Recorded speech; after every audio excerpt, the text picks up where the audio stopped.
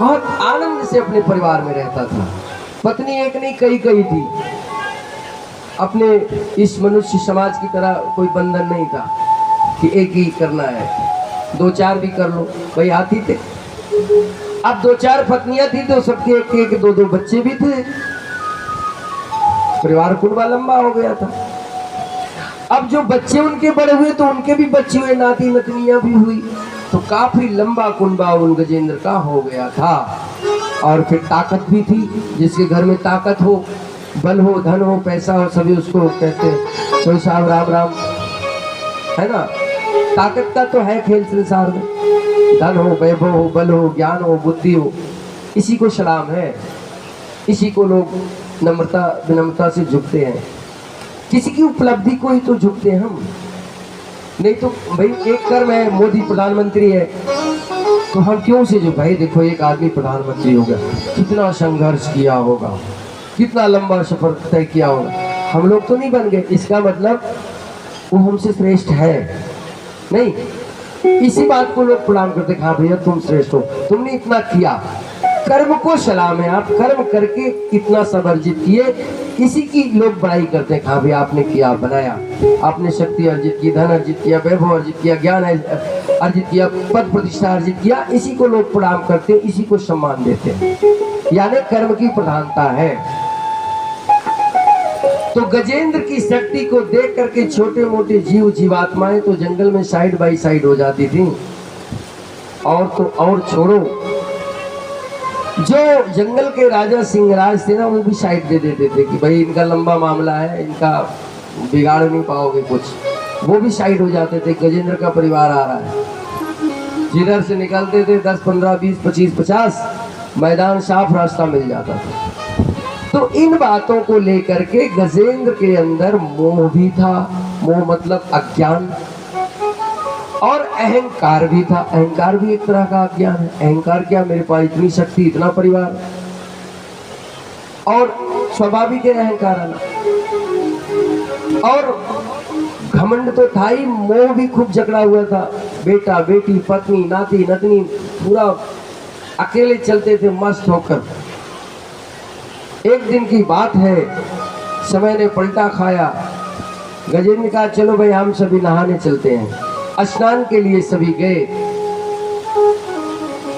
रोज ही जाते रहे होंगे, आज कुछ घटना था, आज परमात्मा को कुछ दिखाना था। तो गजेंद्र भक्त तो जरूर रहे होंगे, अगर भक्त नहीं होते तो ये सब उनके साथ घटता नहीं, भगवान का दर्शन नहीं होता। गजेंद्र गए, अभी तक उनको कुछ नहीं पता था। हमें यही नहीं पता है कि अगले क्षण हमारे साथ क्या होने वाला है। क्या किसी को अपनी मृत्यु का पता है? नहीं पता है। हम जीते चले जा रहे हैं, लेकिन मृत्यु का पता किसी को नहीं है। और मृत्यु क्या है? सत्य है। मृत्यु सत्य है, एक ना एक दिन आनी है, हम सभी जानते हैं, लेकिन आँख मीच मीच कर चलते हैं। अरे जब आएगी देख लेंगे, अभी तो मौज ले लें, अभी पनीर का टिक्का खा लें, जब आएगी तो देखी जाएगी। हाँ सही है, पहले से क्यों घुटते रहें, जितने दिन जियो खुल के जियो, मैं इसका समर्थक हूँ। जब तक है सांसें आनंद पूर्वक जियो, इसका भगवान भी कहते हैं ऐसे ही जियो। कुछ प्रसन्न आपको भगवान भी देखना चाहता है, कर्मशील क्रियाशील और प्रसन्न, ये परमात्मा भी हमसे अपेक्षा करता है। गजेंद्र गए अपने परिवार के साथ, सभी उतर गए तालाब में, झरने में, और स्नान शुरू हो गया। खूब क्रीड़ा, शोर से जल भर भर करके बच्चे उधर खेल रहे हो, पत्नियों से खेल रहे, जिसका जहाँ बन रहा है खूब खेल रहे। और भगवत कृपा से गजेंद्र के पैर को आकर के मगर ने पकड़ लिया। गजेंद्र का शरीर कितना भारी, मगर उससे हल्का छोटा, लेकिन जल में वो बलशाली था। पैर को पकड़ लिया। गजेंद्र ने सोचा कोई छोटा मोटा जीव होगा, मेरा ऐसा क्या बिगाड़ लेगा, मेरा इतना परिवार है, दबोच लेंगे। लेकिन नहीं, होना तो कुछ और ही था। अब वो ग्रह, मृत्यु रूपी ग्रह काल, गजेंद्र को लेकर के धीरे धीरे धीरे धीरे गहरे जल की तरफ जाने लगा। गजेंद्र ने अपनी पत्नियों से कहा, अरे किसी जीवात्मा ने, किसी जीव ने मुझे पकड़ लिया मेरे पैर को, और मुझे गहरे जल की तरफ खींच रहा है। अब सारी पत्नी बच्ची मिल गए, सूंड से सूंड मिलाए, किसी ने पैर पकड़ा, खींचने की कोशिश करी, लेकिन जो ईश्वर को मंजूर है वही होता है। जल के अंदर युद्ध शुरू हो गया। वो ग्रह, काल रूपी ग्रह आज गजेंद्र के पैर को पकड़कर खींच रहा है और गजेंद्र अपने प्राणों की रक्षा के लिए छटपटाने लगे।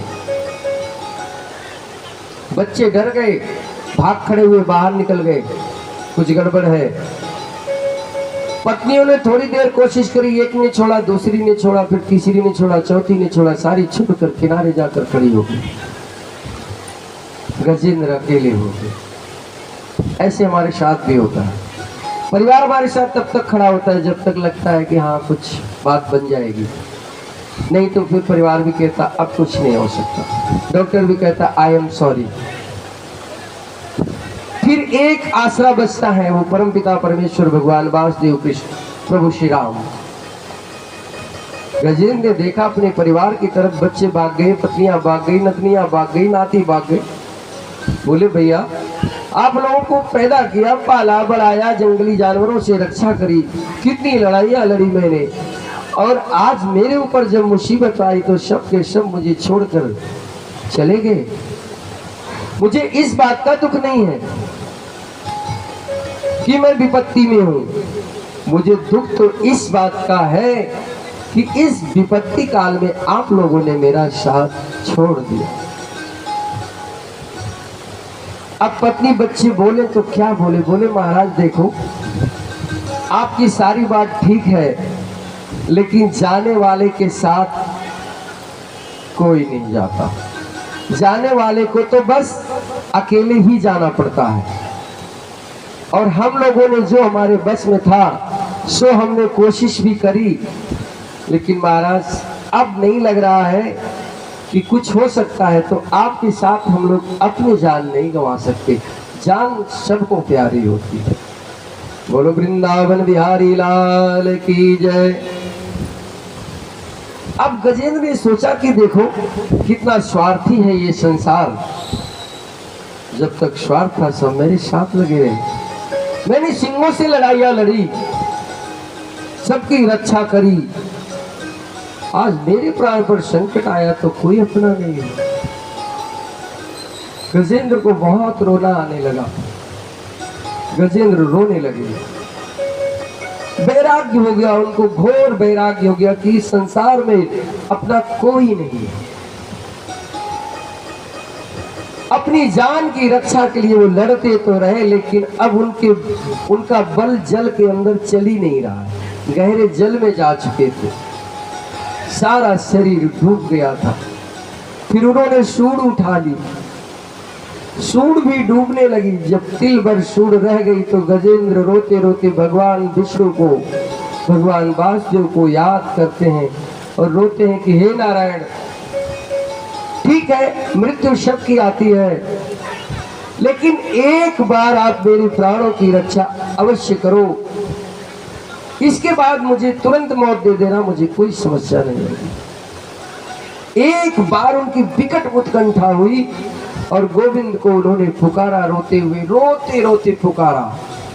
जब कष्ट अपनी सीमा पार कर जाता है तब रोना आता है, जब बिल्कुल दिमाग बंद हो जाता है। गजेंद्र खूब रो रहे, झरझर अश्रु निकल करके जल में बह रहे, उनकी भी कोई कीमत नहीं है, और गजेंद्र रोते हुए भगवान को याद कर रहे हैं। और श्री कृष्ण गोविंद हरे